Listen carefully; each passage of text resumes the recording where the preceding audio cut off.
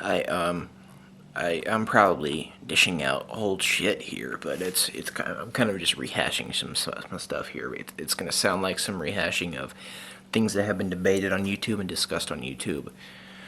A lot of it goes through Professor Anton and people like probably people a bunch of the atheist group on YouTube and I don't know, probably some other people in the anti-natalist camp as well. Probably discussed all of this. But I guess what a lot of atheists and the whole non-theist camp will criticize the theists for one big thing is dogma. Dogma is the big thing that atheists will criticize Christians for. And dogma is basically defined as having belief in some assumptions which are controversial. Having belief in controversial assumptions, these assumptions which are not certain. You are not certain in these assumptions, and yet you're having these as integral parts of your belief system. Now, for a theist, the dogma is the creation and the existence of God and the existence of Jesus Christ as a prophet and as the Savior. These are dogmatic things, and because we're not certain that we cannot be epistemologically certain. We can't have epistemological knowledge, and then in the sense of epistemology, we cannot have knowledge that God exists and that Jesus was His Son and not just a prophet. We cannot have knowledge in the epistemological sense of this. And in the logical world, this means that theists are holding belief in. It means that we are holding some belief in some assumptions, which are only assumptions and we are not certain in these things. And this goes to the dogma and stuff like that. But the reason that we believe in these things isn't just to believe in them. We believe in them because of faith, mostly. Faith starts, I guess, how the individual person comes to believe in Jesus and God and the Holy Trinity is through that. It is all through. You have to come to terms with. You have to, you sort of have to. Before you justify your beliefs, you have to put logic away for a little bit, and you have to think about your feelings, and you have to think about you have to look at other people's feelings and their emotions and think about that, and you have to think about that. And normally the way that you come to believe in God and Jesus is through faith and through your faith in that, and that comes from viewing your emotions and viewing the emotions of others. And then how your faith grows is through actions with others, in fellowship with others, and worship with others. And your faith also grows through the actions, the practical thing, the practical part of your Christianity. And then once you do that, then you can do some logical things, stuff that like William Lane Craig does with philosophy and stuff like that, which can sort of give you a better ground in what you believe. But I guess what I'm saying here is that even though William Lane Craig will say that logic and reason will point, he makes arguments which are arguments through logic and through reason and through facts and premises which point towards these things point towards logic saying that there's most likely a God. But regardless of what Craig does with logic, there's still uncertain assumptions with Christianity and the whole camp of theism. There's still uncertain assumptions there. So there parts of the belief systems of each Christian and each theist still lays on some faith, because you cannot verify everything that the Christian believes.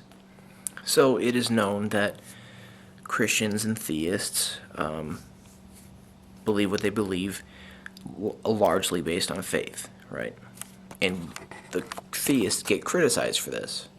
This is definitely something that the atheists criticize us for. But the problem here is the atheists and the scientists who back up their atheism with science, that science that they back up their atheism with has some assumptions in it which also are not certain, and they are assumptions. They are not certain, and they are not justified, and they are not known. For example, atheists believe that most atheists believe that the world came here because of the Big Bang Theory, and this is based on the fact how everything that was in the world was in this one tiny little thing, and lots of heat and stuff like that cause it to expand, which is why we have all the stars and the galaxies and all that stuff and the planets, and that's how it's all spread apart today. And scientists are looking at whether all the stars and stuff are spreading apart or if they're condensing or what. So that's the whole thing there. Scientists do a lot in explaining what happened once there were things. Scientists who talk about the Big Bang Theory and the universe and the cosmology talk a lot about and do a lot of science about what happens once nothing became something. They talk a lot about how things expand and what happened and all that stuff. But there's one thing that, they don't explain all that well. They actually do explain it, but they don't explain to satisfaction, to most people's satisfaction, to my satisfaction, how nothing became something. Because, and this is kind of me thinking about William Lane Craig's use of the Kalem cosmological argument. That is mostly because it's the first premise is everything that comes to exist, each thing that comes into existence has a cause,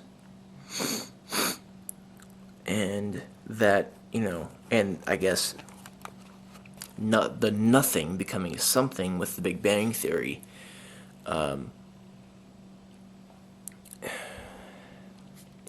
That's the first piece of matter within the Big Bang Theory apparently didn't have a cause.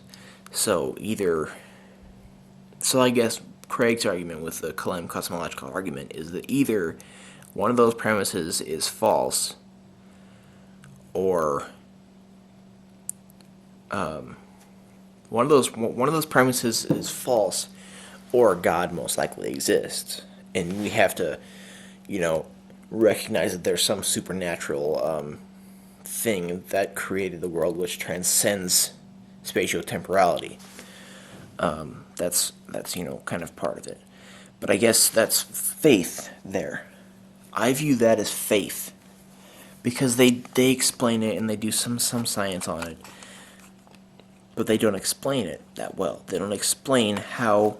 Just think about the concept of nothing, just nothing, no air, no nothing, just becoming something, a piece of matter. And normally, if you, I don't know, it's kind of a logical issue there. It's logically problematic to me, anyway. It's problematic logically. How does nothing become something? I don't understand that. But then I guess what Craig has discussed on many occasions is that if we have God, who never came into existence and there was an infinite past, he talks about how mathematics says that infinity is not really a number, it's more like an idea in your head, and then if you take infinity and take away infinity, well, I guess, there has to be an explanation for how you get something out of nothing. That's the problem I have. I mean, but then also we have problems in how we had just inorganic particles, and then somehow we got cells, and cells give you life and such sentience. I guess that's my problem. But then if we have God and we have his infinite past, then he doesn't really have a cause either.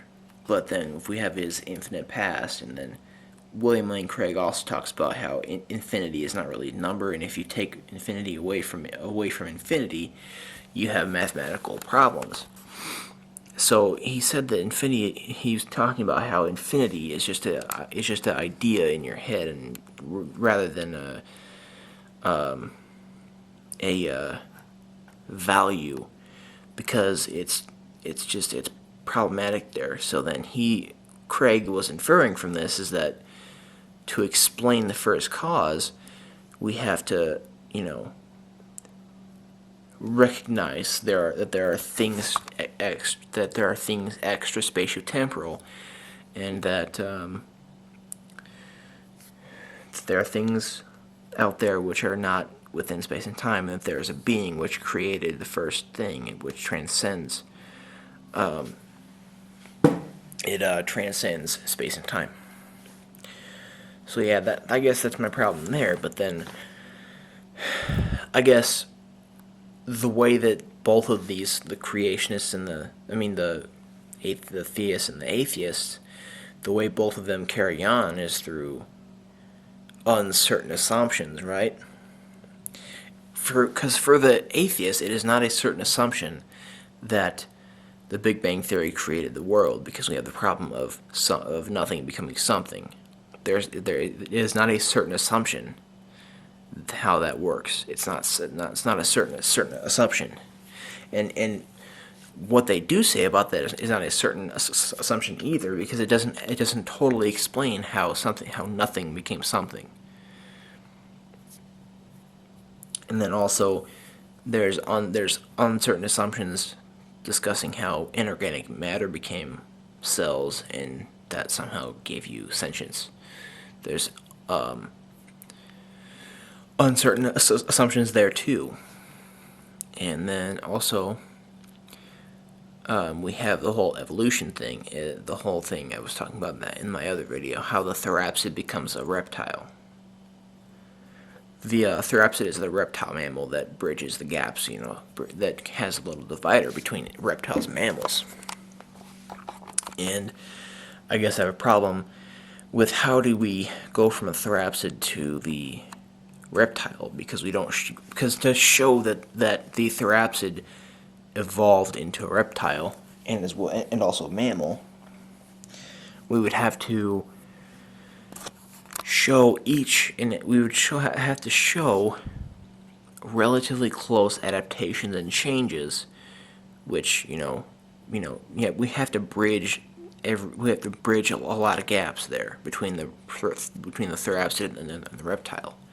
We have to bridge a lot of gaps. We don't have to bridge everyone, because that's impossible, because there's infinite amount of gaps in between them, because of there's you know how that works. But we would have to make the gaps between each change very, very small, and if we are able to do that, then we would be more able to move towards certainty in the fact that the therapsid evolved into a reptile, and thus we have the whole process of evolution with doing this more and more with other evolutions from animal to animal. So I guess that then evolution also rests on certain assumptions. So with the whole atheist explanation of how we got the world and how we got the universe and how we got life, there's still